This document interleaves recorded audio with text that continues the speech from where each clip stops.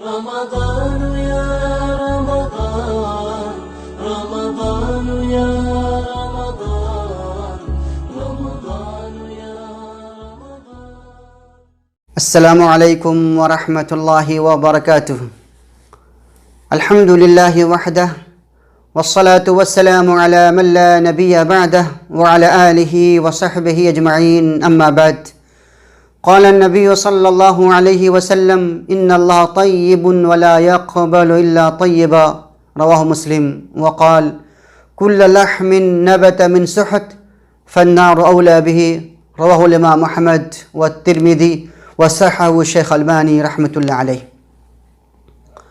محترم ناظرین، پیارے بھائیوں، دوستوں اور ساتھیوں، اللہ تبارک و تعالیٰ کی حمد و ثنا، بڑائی اور بزرگی اور پیارے نبی جناب احمد مصطفیٰ محمد مصطفیٰ صلی اللہ علیہ وسلم کی ذات گرامی پر لاکھوں کروڑوں درود و سلام کے بعد آج کے درس کا موضوع ہے: کون ہے وہ بد نصیب جس کی دعا قبول نہیں ہوتی؟ یوں تو دعا قبول نہ ہونے کے بہت سارے اسباب ہیں، لیکن آج میں صرف سب سے بڑا سبب کا ذکر کرنا چاہتا ہوں. کیا ہے؟ حرام خوری. حرام خور کی دعا اللہ تبارک و تعالیٰ قبول نہیں کرتا. قسم اللہ کی، کائنات کا سب سے بڑا بد نصیب وہ انسان ہے جو حرام طریقے سے مال کماتا ہے، روزی روٹی کماتا ہے، خود بھی کھاتا ہے اور اپنے بچوں کو بھی کھلاتا ہے. ایسے بد نصیب انسان کی دعا قبول نہیں ہوتی. دلیل کیا ہے؟ مسلم شریف کی روایت میں پیارے نبی محمد رسول اللہ صلی اللہ علیہ وسلم کا ارشاد گرامی ہے: ان اللہ طیب، اللہ تبارک و تعالیٰ پاکیزہ ہے، پاکیزہ ہے. ولا يقبل الا طیبا، اور اللہ تعالیٰ صرف پاکیزہ چیزوں کو قبول فرماتا ہے. گویا حرام چیزوں سے جو بھی آپ صدقہ کریں گے یا کچھ اور بھی دان دیں گے یا اپنے اوپر خرچ کریں گے، اللہ اسے قبول نہیں فرمائے گا. دوسری حدیث میں نبی صلی اللہ علیہ وسلم فرماتے ہیں کہ ہر وہ گوشت جو حرام طریقے سے کمائے ہوئے مال سے پلتا اور بڑھتا ہے، ایک انسان حرام کھا کھا کے موٹا ہو گیا ہے، مستنڈا ہو گیا ہے، بھینسا ہو گیا ہے، اس کے جسم میں جتنا گوشت ہے اس گوشت کا حقدار کون ہے دوستو؟ وہ جہنم ہے. فالنار اولا بھی، وہ گوشت کاٹ کاٹ کے جہنم میں ڈال دیا جائے گا. یہ امام احمد کی روایت ہے اور شیخ البانی نے اسے صحیح قرار دیا ہے. اور تیسری دلیل، پیارے نبی محمد الرسول اللہ صلی اللہ علیہ وسلم نے ایک مسافر کا ذکر کرتے ہوئے فرمایا ہے، اور یہ حدیث بھی مسلم شریف کے اندر مذکور ہے: الذی یطیل السفر، ایک ایسا انسان جو لمبا سفر کرتا ہے، دور دراز کا سفر کرتا ہے. نمبر ایک، لمبا سفر. اشعث اغبر، سفر کرنے کی وجہ سے وہ پراگندہ بال ہے، پراگندہ جسم ہے، اس کے جسم پہ، سر پہ میل کچیل ہے، دھول لگا ہوا ہے. نمبر دو. نمبر تین، یمد یدیہ الی السماء، اور وہ آدمی مسافر کیا کرتا ہے؟ اپنے دونوں ہاتھوں کو آسمان کی طرف بلند کرتا ہے. اور نمبر چار، یا رب کر کے دعا کرتا ہے. مسافر آدمی ہے، پراگندہ بال ہے، آسمان کی طرف ہاتھوں کو بلند کرتا ہے، اور یا رب اللہ تعالیٰ کے نیک ناموں کا استعمال کرتا ہے. اللہ کے نبی صلی اللہ علیہ وسلم فرماتے ہیں اس کا کھانا حرام کا ہے، اس کا پینا حرام کا ہے، اس کا کپڑا حرام کا ہے، اس کے جسم میں جو گوشت ہے وہ گوشت حرام کا ہے. جس گھر میں وہ رہتا ہے، عالی شان محل ہے، بنگلہ ہے، وہ بنگلہ حرام کے پیسے کا ہے. جس گاڑی پہ وہ چڑھتا ہے وہ گاڑی حرام کی ہے. جس بستر پہ وہ سوتا ہے وہ بستر حرام کا ہے.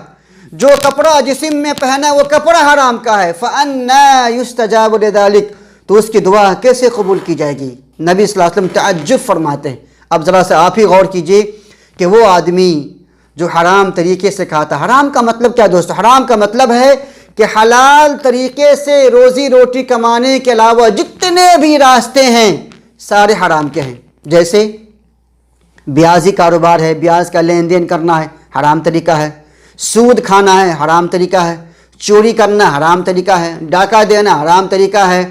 یا کوئی آدمی بیوقوف ہے، اتنا دماغ نہیں ہے، آپ ہوش مند ہیں تو آپ 3-5 کر کے اس کا مال کھا لے تو یہ بھی حرام طریقہ ہے. الغرض جال سازی ہے، فراڈی ہے، ڈپلیکیٹ ہے. حلال طریقے کے علاوہ جتنی شکلیں ہو سکتی ہے ساری شکلیں اگر حرام کی ہے اور آپ حرام طریقے میں سے کسی بھی طریقے سے اگر آپ روزی روٹی کماتے ہیں، آپ خود بھی کھاتے ہیں، اپنے بچوں کو بھی کھاتے ہیں، تو وہ طریقہ حرام کا ہے، آپ کی دعا قبول نہیں ہوگی. میں یہاں پہ ایک نقطہ کی طرف اشارہ کرنا چاہتا ہوں. آج بہت سے لوگ ایسے بھی ہیں جو حرام طریقے سے چندہ جمع کرتے ہیں، اسلام کے نام پہ، مسلمانوں کے نام پہ، مدرسوں کے نام پہ، مسجد کے نام پہ، یتیموں کے نام پہ، غریبوں کے نام پہ، اور وہ پیسہ وہ مولوی اکیلے ہضم کر لیتا ہے، یا اپنے ساس کو کھلاتا ہے، اپنے سسر کو کھلاتا ہے، اپنے ماں باپ کو کھلاتا ہے، اپنے دوستوں کو کھلاتا ہے. اس سے بڑا بد نصیب کوئی انسان نہیں. کیوں؟ کیونکہ کھانے والے کو کیا معلوم کہ مجھے پیسہ کہاں سے دے رہا ہے. وہ تو سوچ رہے ہیں کہ بہنوں نے دیا ہے، ساس کہتی ہے کہ داماد نے دیا ہے، سسر کہتے ہیں کہ داماد نے دیا ہے، دوست کہتا ہے کہ دوست نے دیا ہے. لیکن وہ شخص بڑا بد نصیب ہے کہ قیامت کے دن صرف اس سے اس کے بارے میں سوال کیا جائے گا. کیونکہ حدیثوں میں آتا ہے کہ 4 چیزیں ایسی ہیں کہ جب تک اس کے بارے میں پوچھ نہیں لیا جائے گا انسان کے پاؤں میں جنبش نہیں ہوگی جب وہ رب کے سامنے کھڑا ہوگا. اس میں سے کیا ہے؟ وَعَنْ مَالِهِ مِنْ أَيْنَ اِكْتَسَبَ وَفِيمَا أَنْفَقَ. اس آدمی سے اس کے مال کے بارے میں پوچھا جائے گا کہ آپ نے کہاں سے کمایا اور آپ نے کہاں خرچ کیا. او میرے دوستو، اے میرے علماء دوستو، اے میرے بھائیوں بہنوں ساتھیوں، اگر ہم یا ہم میں سے کوئی آدمی حرام طریقے سے مال کماتا ہے، قسم اللہ کی، میں اللہ کے واسطے آپ کو نصیحت کرنا چاہتا ہوں، ان غلط چیزوں کو چھوڑ دیجئے، حرام کمانا چھوڑ دیجئے.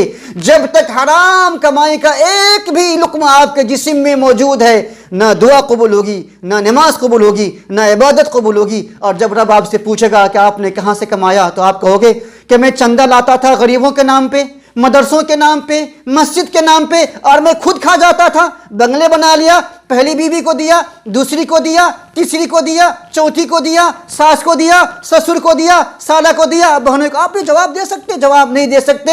اس لیے اگر یہ میری بات آپ لوگوں تک پہنچتی ہے تو اللہ کے واسطے اپنی نیتوں کی اصلاح کرو، حلال کمائی کھاؤ، حرام کمائی سے اجتناب کرو.